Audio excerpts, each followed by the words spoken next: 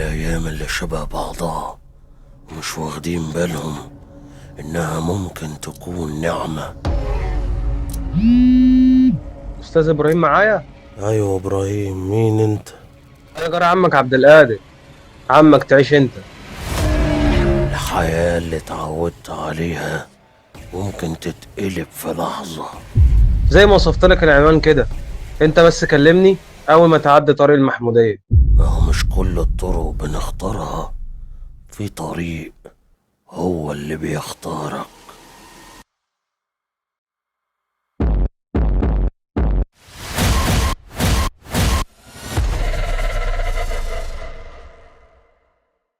التليفون اللي جه لإبراهيم في نص الليل خلاه يضطر ينزل من بيته حالا يسافر. هيسافر لقرية اسمها المحمودية. إبراهيم عمه كان مقاطع العيلة فترة طويلة، مات وحيد ملهوش ولاد، ولكنه كان بيعتبر إبراهيم ابنه. عشان كده ساب وصية وصى فيها إن وقت ما يحين أجله محدش يدفنه غير إبراهيم اللي بينفذ دلوقتي وصية عمه. ووصل للموقف علشان أركب عربيات المحمودية منين لو سمحت؟ محمودية دلوقتي؟ يعني عاوز تقولي انك هتعدي من طريق المحمودية في وقت زي ده؟ انت مجنون يا جدع انت. في ايه يا عم؟ بسألك سؤال، مش عاوز ترد ما تردش بالأدب. اسمع يا ابني انت، شكلك غريب عن هنا ما تعرفش حاجة. طريق المحمودية ده مفيش سواق مجنون هيطلع عليه في وقت زي ده. ارجع مكان ما جيت وبقى تعالى بنهار ربنا لما يطلع. كده كده مش هتلاقي عربيات دلوقتي. امشي يا ابني، امشي وخاف على عمرك.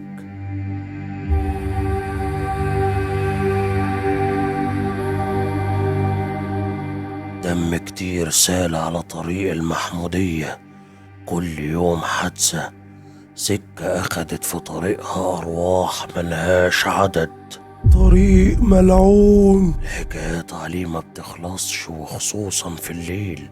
السواقين اللي طلعوا عليه بالليل رجعوا عايشين، ولكنهم ما بيرجعوش زي الأول. من الأهوال اللي شافوها عليه. طريق ترابي ضيق معدوم الإضاءة في الليل، زرع كتير على الجنبين، ومن قلب الزرع ده ناس بتقول إنهم شافوا كائنات سودة وطويلة، وكائنات تانية بتظهر قدامك في نص الطريق فجأة وانت سايق، غير كمان صوت الصراخ اللي ممكن تسمعه بأعلى صوت في ودانك.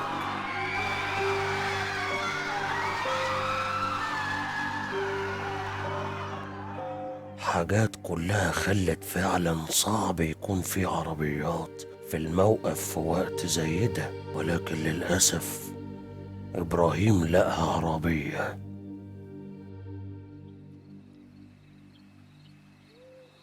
محمودية محمودية، اللي جاي محمودية، يلا آخر عربية.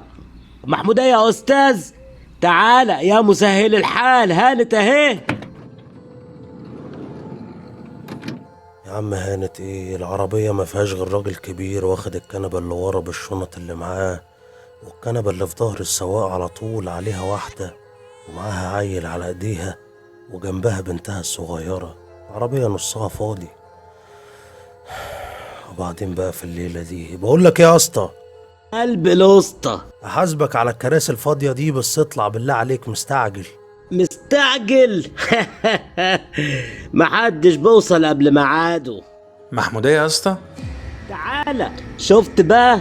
كنا هنطلع من غير ما ناخد الراجل الكويس ده معانا، بس والله ما انا مزعلة. يلا بينا، اصل عايز تدفع هدفعك.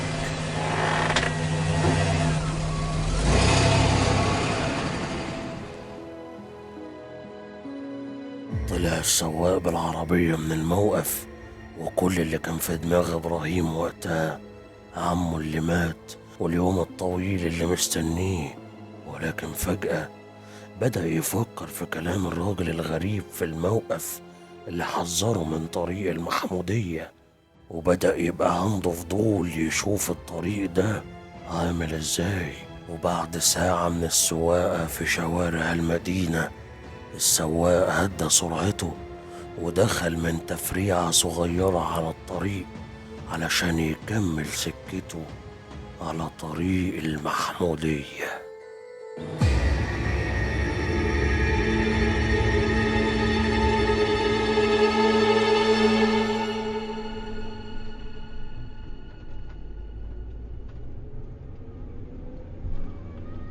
لو سمحت، انا اسف يعني، وانا ينفع اجي اقعد جنبك؟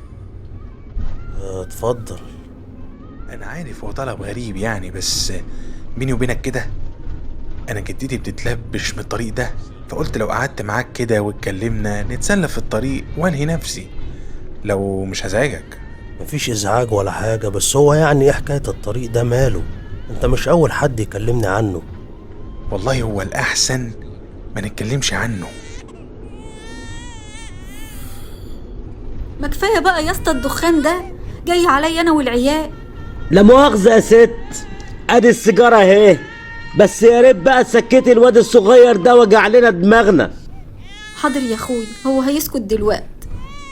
يا ماما انا بابا وحشني قوي، هو احنا مش هنروح له بقى؟ وبعدين معاكي، ما انا قلتلك مش هنروح له، هو هيبقى يجينا. ما هو بقاله كتير ما جيش، وانتي بتقوليلي كده كل مرة وبتضحكي عليا. خليه يشوف حياته الجديدة مع عروسته، بس في الاخر جاي هيجيلنا احنا مش هننزل بقى؟ قربنا خلاص. يعني انت مش بتصدق في العفاريت يا استاذ ابراهيم؟ والله يا استاذ صابر العفاريت موجودة، لكني مش بصدق اننا نقدر نشوفهم. استنى هنا يا اسطى.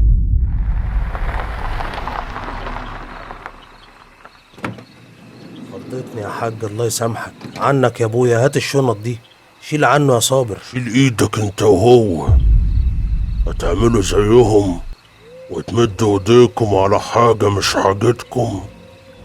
حاجتي هاخدها معايا. وسع. خلاص يا حاج، حقك عليا، انا كنت بساعدك. انت محتاج اللي يساعدك.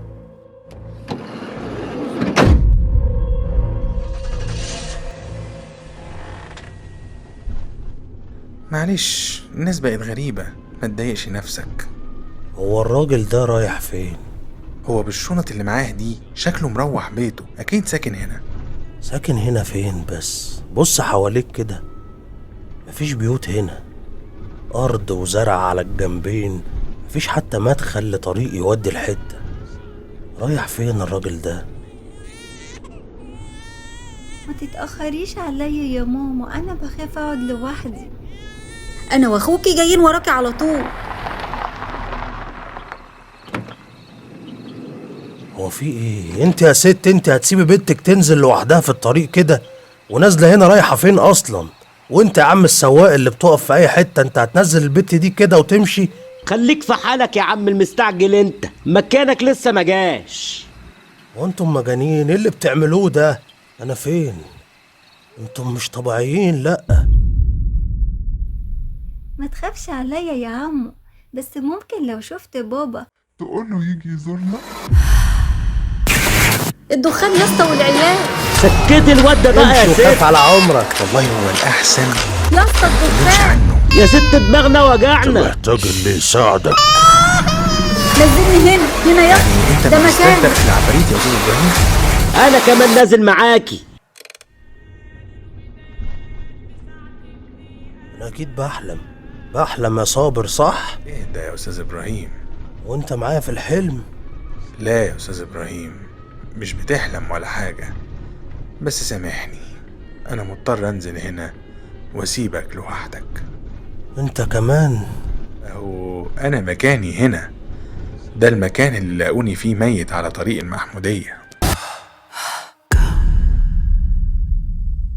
للأسف إبراهيم ركب العربية الغلط، ولكن لحسن حظه بعد طلوع الفجر واحد من المزارعين وهو معدي شاف إبراهيم مغمى عليه في نص الطريق.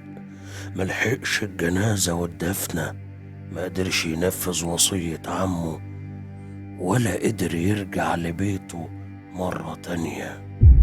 إبراهيم اتحجز في مستشفى للأمراض العقلية. اللي شافه كان صعب، ورحلته بالليل ما كانتش سهلة على طريق المحمودية.